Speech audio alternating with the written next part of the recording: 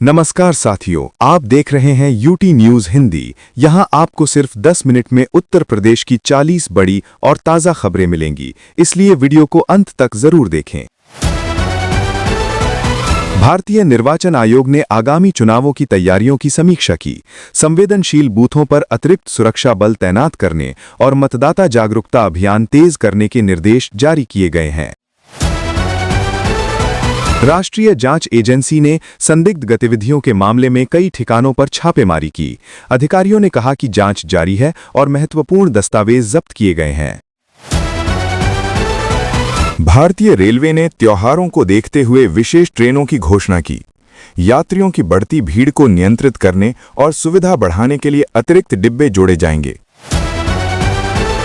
केंद्रीय स्वास्थ्य मंत्रालय ने अस्पतालों में आपात तैयारियों की समीक्षा की। मौसमी बीमारियों से निपटने के लिए दवाइयों और बेड की उपलब्धता सुनिश्चित करने के निर्देश दिए गए। भारतीय अंतरिक्ष अनुसंधान संगठन ने अगली अंतरिक्ष परियोजना की तैयारी तेज की। वैज्ञानिकों ने बताया कि ये मिशन संचार और शोध कार्यों को नई दिशा देगा। भारतीय स्टेट बैंक ने डिजिटल बैंकिंग सेवाओं को और मजबूत करने की घोषणा की। ग्राहकों को सुरक्षित और तेज ऑनलाइन लेनदेन की सुविधा देने पर जोर दिया गया। उत्तर प्रदेश पुलिस ने अपराध नियंत्रण अभियान चलाया। कई वांछित आरोपियों को गिरफ्तार कर सुरक्षा व्यवस्था कड़ी करने का दावा किया गया। भारतीय मौसम विभाग ने उत्तर भारत में शीतलहर की चेतावनी जारी की। लोगों को आवश्यक सावधानियां बरतने और अनावश्यक यात्रा से बचने की सलाह दी गई। राष्ट्रीय राजमार्ग प्राधिकरण ने नए एक्सप्रेसवे प्रोजेक्ट की प्रगति रिपोर्ट जारी। परियोजना पूरी होने से यात्रा समय कम होने की उम्मीद है। भारतीय खेल प्राधिकरण ने युवा खिलाड़ियों के लिए विशेष प्रशिक्षण शिविर शुरू किया।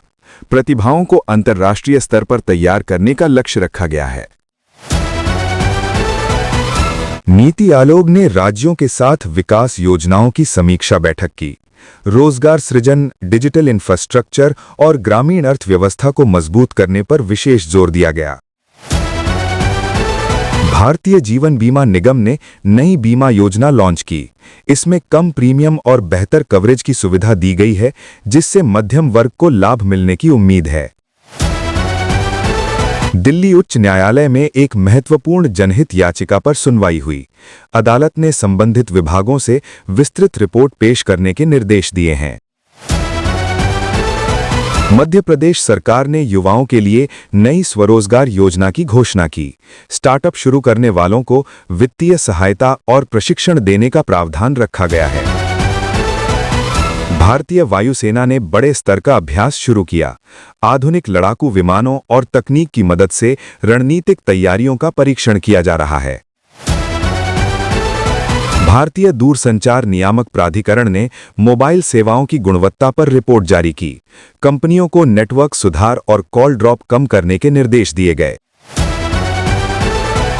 भारतीय कृषि अनुसंधान परिषद ने नई उन्नत बीज किस्म विकसित करने का दावा किया। इससे उत्पादन बढ़ने और किसानों की आय में सुधार की उम्मीद है। मुंबई पुलिस ने साइबर फ्रॉड गिरोह का भंडाफोड़ किया। कई आरोपियों को गिरफ्तार कर डिजिटल ठगी से जुड़े उपकरण जब्त किए गए हैं। झारखंड सरकार ने शिक्षा सुधार कार्यक्रम की शुरुआत की। सरकारी स्कूलों में स्मार्ट क्लास और डिजिटल संसाधन उपलब्ध कराने पर जोर दिया गया। भारतीय हॉकी टीम ने अंतर्राष्ट्रीय टूर्नामेंट में जीत दर्ज की। कोच ने खिलाड़ियों की मेहनत और टीम वर्क की सराहना की। केंद्रीय गृह मंत्रालय ने राज्यों के साथ आंतरिक सुरक्षा की समीक्षा बैठक की। सीमा क्षेत्रों में निगरानी बढ़ाने और तकनीकी उपकरणों के इस्तेमाल पर जोर दिया गया। भारतीय खाद्य निगम ने अनाज भंडारण व्यवस्था की समीक्षा की। सरकारी गोदामों में स्टॉक प्रबंधन बेहतर बनाने और किसानों से सीधी खरीद बढ़ाने की योजना बनाई गई। राजस्थान सरकार ने जल संरक्षण अभियान शुरू किया। गांवों में तालाबों के पुनर्निर्माण और वर्षा जल संचयन को बढ़ावा देने की पहल की गई।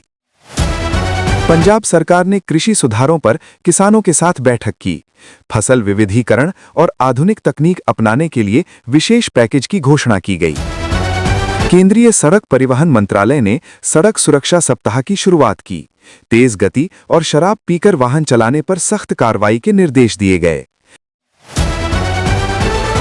भारतीय डाक विभाग ने ग्रामीण क्षेत्रों में नई डिजिटल सेवाएं शुरू की।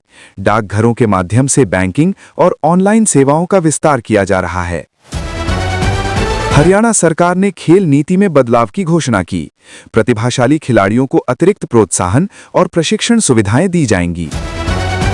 भारतीय अंतरिक्ष अनुसंधान संगठन ने आगामी उपग्रह मिशन की तिथि घोषित की। वैज्ञानिकों ने बताया कि ये मिशन मौसम और संचार सेवाओं को मजबूत करेगा। बिहार सरकार ने शिक्षा बजट में बढ़ोतरी की घोषणा की। सरकारी स्कूलों में आधारभूत सुविधाएं सुधारने और शिक्षकों की भर्ती तेज करने का निर्णय लिया गया। आंकड़े जारी किए। सरकार ने बताया कि जीएसटी संग्रह में वृद्धि दर्ज हुई है और डिजिटल भुगतान को बढ़ावा देने की योजना जारी है। भारतीय रेलवे ने नए वंदे भारत ट्रेन मार्ग की घोषणा की। यात्रियों को तेज और आधुनिक सुविधाओं से लैस यात्रा का लाभ मिलेगा। महाराष्ट्र सरकार ने शहरी विकास परियोजनाओं की समीक्षा की। मेट्रो विस्तार और आवास योजनाओं को तेजी से पूरा करने के निर्देश दिए गए। भारतीय स्टेट बैंक ने किसानों के लिए विशेष ऋण योजना शुरू की। कम ब्याज दर पर फसल और कृषि उपकरण खरीद के लिए वित्तीय सहायता दी जाएगी। केंद्रीय शिक्षा मंत्रालय ने नई राष्ट्रीय शिक्षा नीति के कार्यान्वयन पर रिपोर्ट पेश की। कौशल आधारित पाठ्यक्रम और डिजिटल शिक्षा पर विशेष ध्यान दिया गया। तमिलनाडु सरकार ने औद्योगिक निवेश को बढ़ावा देने के लिए नई नीति घोषित की। राज्य में रोजगार सृजन और निर्यात बढ़ाने का लक्ष्य रखा गया है। भारतीय मौसम विभाग ने तटीय इलाकों में तेज हवाओं और भारी बारिश की चेतावनी जारी की। मछुआरों को समुद्र में न जाने की सलाह दी गई। केंद्रीय प्रदूषण नियंत्रण बोर्ड ने वायु गुणवत्ता रिपोर्ट जारी की। कई शहरों में प्रदूषण स्तर बढ़ने पर नियंत्रण उपाय तेज करने के निर्देश दिए गए। गुजरात सरकार ने ऊर्जा क्षेत्र में नई परियोजनाओं की घोषणा की। सौर और पवन ऊर्जा उत्पादन बढ़ाने पर विशेष जोर दिया गया। भारतीय महिला क्रिकेट टीम ने अंतर्राष्ट्रीय मैच में शानदार जीत हासिल की। कप्तान ने टीम के सामूहिक प्रयास और रणनीति की सराहना की।